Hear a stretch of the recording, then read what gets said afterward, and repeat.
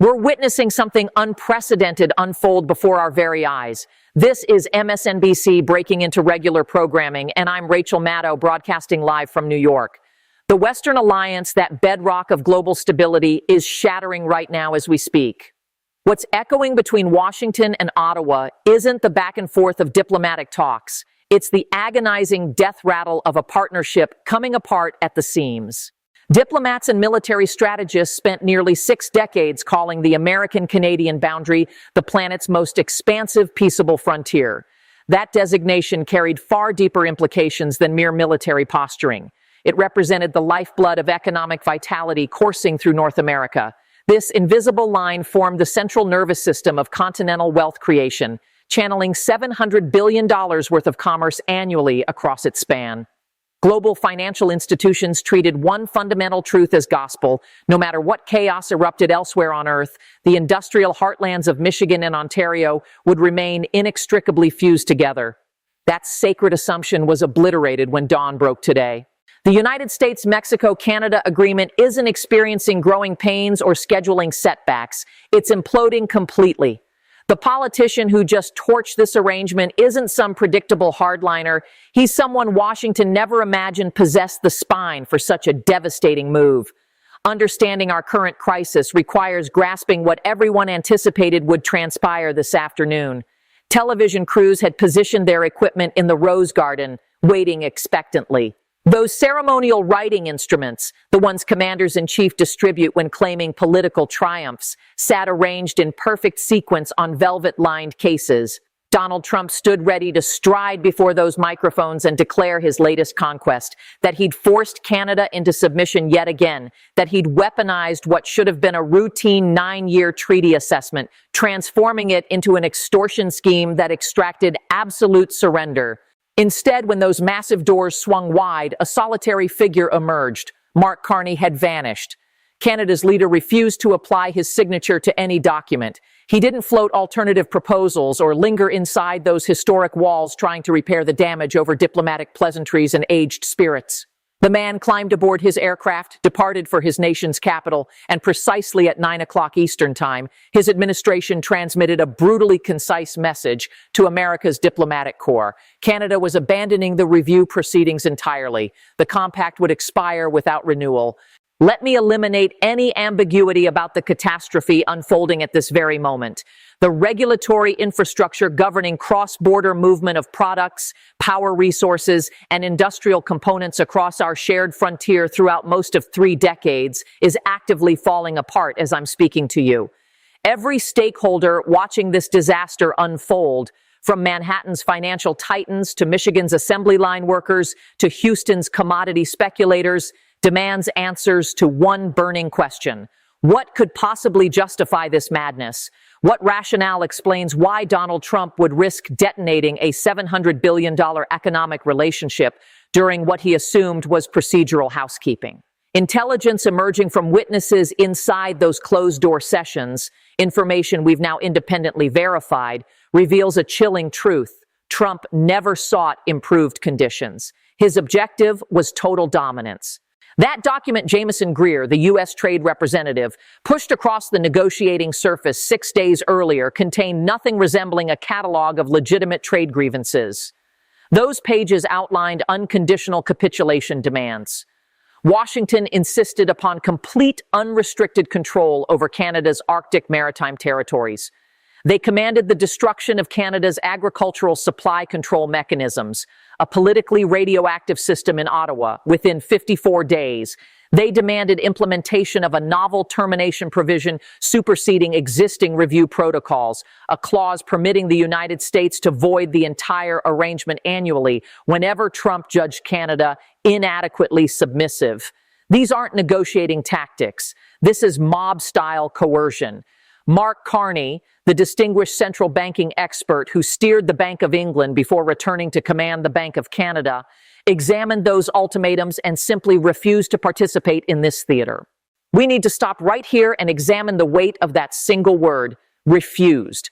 Throughout generations, Canadian prime ministers confronted by furious American presidents defaulted to a consistent pattern. They smoothed ruffled feathers, they issued apologies, they compromised halfway. Brian Mulroney followed this script. Jean Chrétien adhered to it. Even Justin Trudeau, despite his bold rhetoric, ultimately buckled when pressure intensified. Washington's operating assumption has forever been that Canada possesses zero alternative options, that physical proximity determines fate, that the United States represents the sole market worth pursuing. Mark Carney just shattered that delusion completely. Financial markets are confirming his message with brutal clarity. Historically, when trade conflicts escalate, investment capital flees Canadian assets in predictable fashion.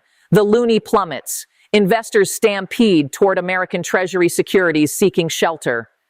Today's market behavior contradicts that entire pattern. The Canadian dollar strengthened slightly. Canadian bond yields remained remarkably stable. This sends an unmistakable signal. Global investors aren't wagering on Trump prevailing in this confrontation. They're backing Carney instead. What explains their confidence? Because Carney has devoted 3 years methodically constructing an escape route without drawing attention to his efforts. While Trump wasted time broadcasting threats on social media, Canada was finalizing critical mineral supply agreements with Berlin. They were cementing enduring energy collaborations with Tokyo. They were expanding commercial pathways throughout the Indo-Pacific region. Carney grasps something the Trump administration apparently forgot entirely. The entire world desperately craves what Canada controls. Uranium deposits, potash reserves, pristine freshwater sources, rare earth mineral deposits.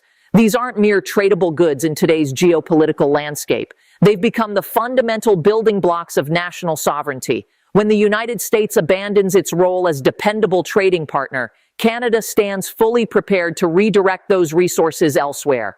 This reality brings us to the Gordie Howe International Bridge. You've certainly observed President Trump's inflammatory posts regarding this project. He's threatening to sabotage the inauguration of a $4.7 billion international connector linking Detroit with Windsor because he demands renegotiated conditions.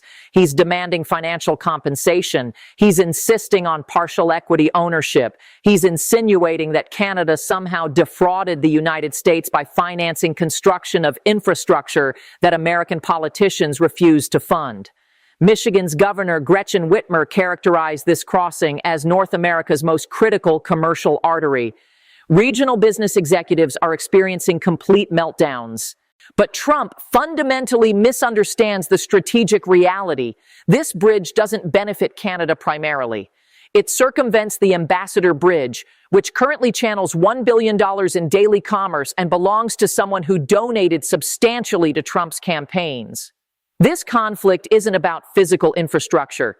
It's about extracting leverage through extortion. Trump's willingness to hold vital trade infrastructure hostage while demanding political concessions reveals everything you need understanding about his conception of international partnerships. Carney's response to these bridge-related threats proved illuminating. He didn't unleash passionate denouncements or inflammatory counterattacks. He simply established factual accuracy, noting that ownership operates as a partnership with Michigan's state government, and stated the matter would reach resolution. Zero panic, zero escalation. Just the composed demeanor of someone who's already run worst-case projections and concluded he'll weather whatever comes. But can the United States withstand this catastrophe? This afternoon, we conducted background conversations with a senior leader from one of Detroit's major automotive manufacturers, someone requiring anonymity to speak candidly about the situation. This executive revealed that individual automobile components traverse the American-Canadian frontier 8 separate times before final vehicle assembly occurs. 8 crossings. Engine blocks travel northward, transmission systems return southward, metal stampings shuttle back and forth continuously. This transcends traditional concepts of international trade involving cargo vessels unloading at commercial ports. This represents completely integrated manufacturing ecosystems. Severing these connections doesn't damage some distant foreign competitor. It forces assembly facilities throughout Ohio, Tennessee, and Kentucky to shut down completely. The Bank of Canada issued warnings just last week that forfeiting preferential USMCA access would probably push the Canadian economy into full recession. That assessment only captures partial truth, however, because when Canada slides into economic contraction, Michigan follows immediately. Wisconsin tumbles alongside it. Pennsylvania crashes simultaneously. These supply networks run too deep, operate too rapidly, rely too heavily on precision just-in-time delivery systems to survive abrupt disruption. Trump isn't proposing gradual adjustments or phased transitions. He's threatening universal 31% tariffs on absolutely everything, effective Monday morning. Here's what that catastrophe looks like, translated into everyday American reality. Grocery expenses spike immediately because Canada represents the primary export destination for U.S. agricultural products while simultaneously supplying essential fertilizers. Housing costs explode because Canada provides 30% of the softwood lumber incorporated into American residential construction. Energy prices surge because Midwestern U.S. refineries were specifically engineered to process heavy crude petroleum from Alberta, not the light, sweet crude extracted in Texas. You cannot redesign refinery operations overnight. You cannot redirect pipeline infrastructure through angry tweets. This reality explains Carney's devastating statement. You can't impose tariffs on gravitational forces, and you can't sanction geographical reality. That line, delivered as he departed the White House yesterday while responding to a shouted inquiry from Fox News reporters, will endure throughout Canadian political folklore.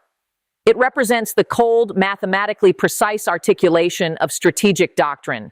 Canada's physical location remains immovable. The United States cannot substitute Canada's role. The fundamental physics governing continental systems aren't negotiable through diplomatic pressure.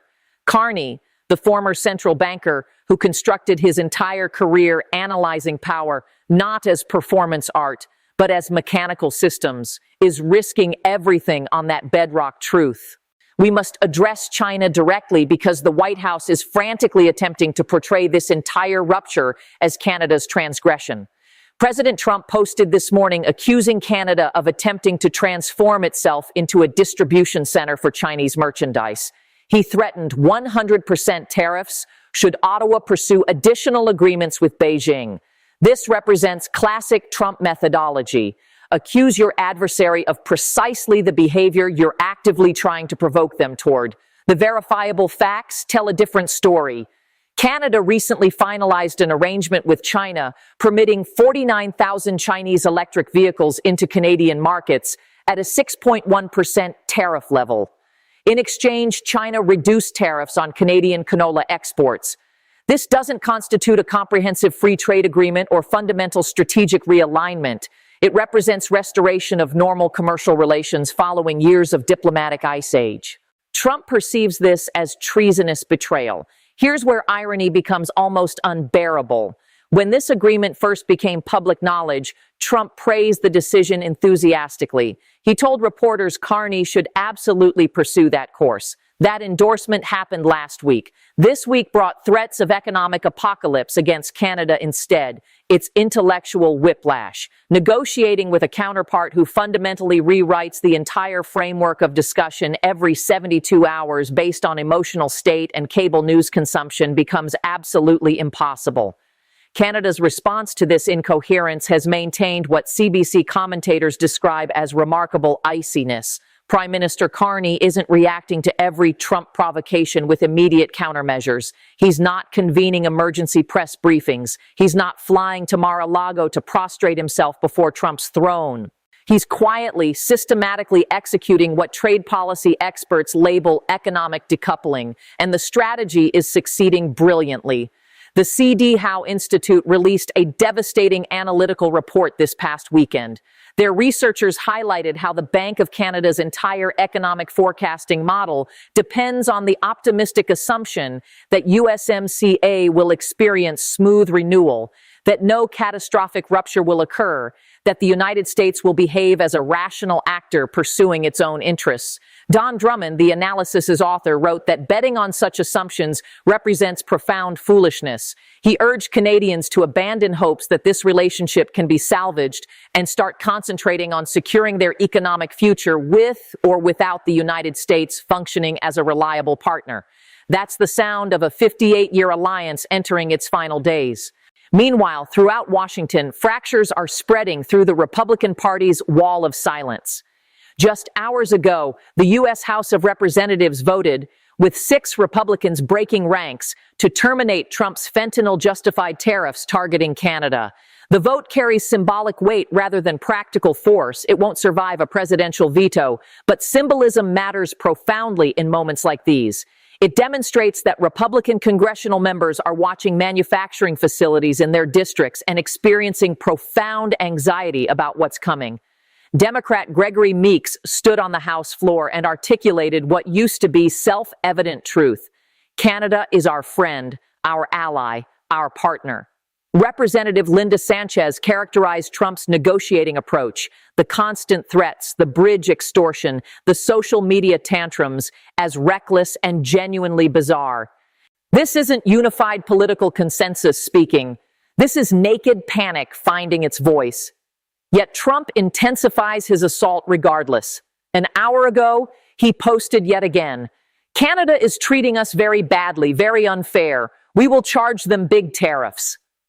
This isn't a master strategist calibrating psychological pressure points with surgical precision.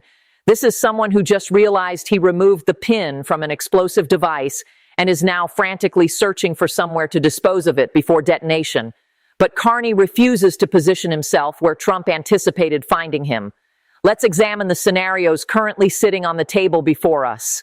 The first possibility involves a cooling off period. Wall Street experiences full-blown panic, business lobbying organizations flood the White House with desperate appeals, Trump accepts a temporary extension while claiming victory, Carney returns to Ottawa having successfully held his ground, and prepares for the next confrontation. This represents the rational outcome everyone should expect. It's also the least probable scenario because it requires Trump to tacitly acknowledge his bluff was called and exposed. The second scenario unleashes full trade warfare. Monday arrives on schedule. The 31% tariffs take effect immediately. Canada retaliates but avoids blanket responses. Carney will target vulnerabilities with maximum pain potential. Bourbon distilleries in Kentucky, Harley-Davidson manufacturing in Wisconsin, citrus agriculture in Florida, swing state manufacturing inputs applied with surgical precision to maximize political pressure. Border crossings decelerate dramatically as inspections multiply exponentially. Production facilities go idle waiting for components. This becomes an endurance test between someone who operates on emotional impulses and someone who operates on cold calculation. Never wager against the central banker in wars of attrition. The third scenario brings complete rupture.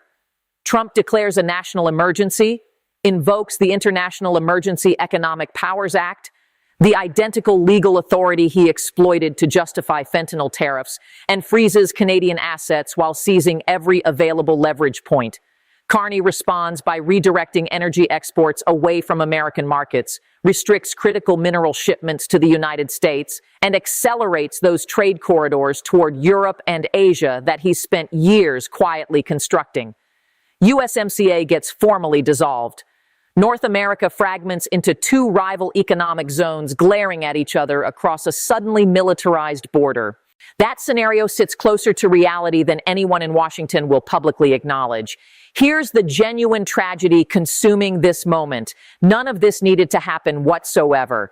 The USMCA review was designed as routine maintenance. The commerce flows too intricately integrated. The employment dependencies run too deep. The energy systems operate too codependently. Economists assumed rational self-interest would inevitably prevail over destructive impulses. They forgot we're no longer dealing with a president who believes rational self-interest should govern decision-making. Trump operates on feudal hierarchies.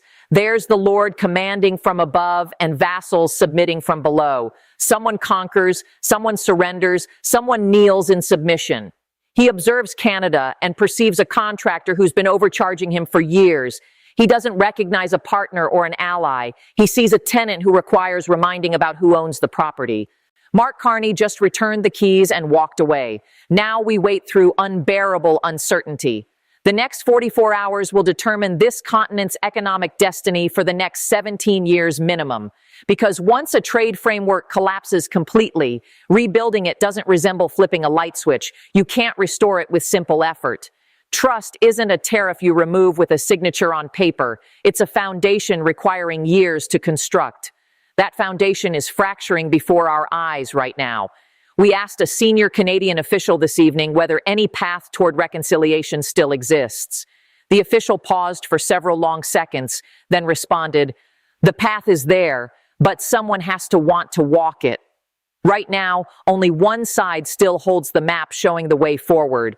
Make sure you hit that bell icon and subscribe to my channel for daily updates on this developing crisis.